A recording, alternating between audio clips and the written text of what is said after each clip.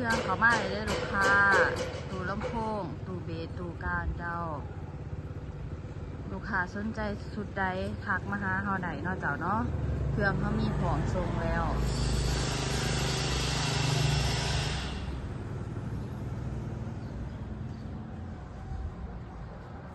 นอกจากตู้ลำโพงแล้วถ้าว่าลูกค้าอยากได้เครื่องแยงเนาะเจ้าเนาะเป็นชุดเครื่องปรุงปลั๊กไฟหรือว่า power amp ทุกอย่างเขามีขายแยกอยู่เนาะเจ้าหรือจะเป็นชุดไม่ร้อยเพิ่มเครื่องให้ลูกค้าเลยติ๊กๆเลยเจ้ามีพร้อมส่งด้วยเจ้าลูกค้าเด้อ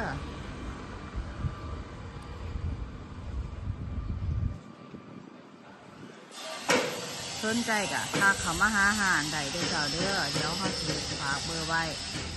หรือว่าเขามาเบิ่งได้เจ้าอยู่ตั้งอยู่นครปากเซ่เจ้ามาบ่ฮู้กะโทรใส่ได้เด้อเจ้าลูกค้าเด้อจัดส่งฟรีทุกแพงนำเจ้าขอบใจหลายเจ้า